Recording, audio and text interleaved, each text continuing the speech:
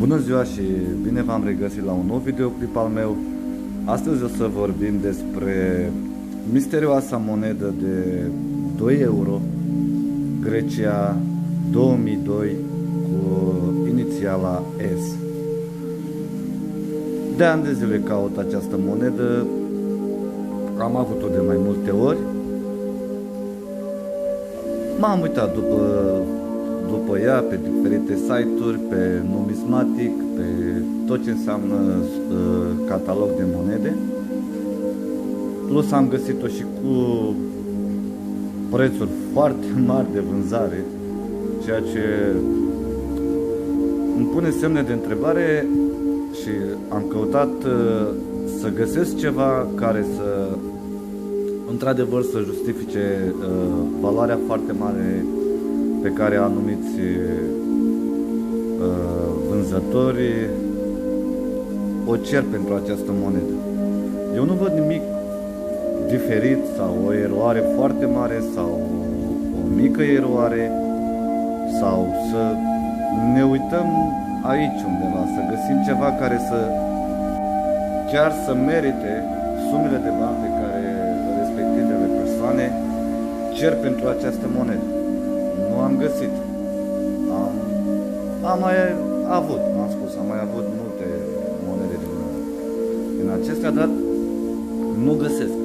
Nu găsesc să pot să spun că această monedă poate valora sumele care se cer pe anumite site-uri, și anume 80.000, 45.000 de euro,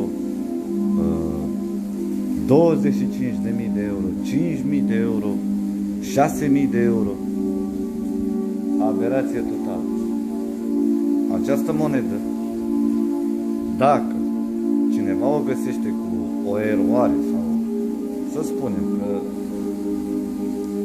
se găsește la ea un defect, nu poate valora mai mult de 16 euro în condiții foarte bune.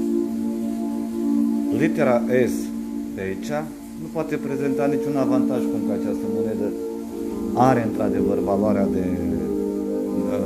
de catalog pe care majoritatea o cer pe diferite site-uri de vânzări. Nu văd nimic. Părerea mea este că această monedă rămâne la valoarea de 2 euro în stadiul în care se află ea, sau doar pentru colecționari, simpli colecționari care colecționează monede de 2 euro și nu le lipsește din colecție, să spunem, un 4-5 euro. Toate acestea fiind spus, eu vă mulțumesc pentru atenție. Am ținut expres să fac un videoclip despre această monedă. Dacă aveți sau ați găsit pe cineva care a cumpărat această monedă cu sume mari de bani, trimiteți-mi și mie un comentariu.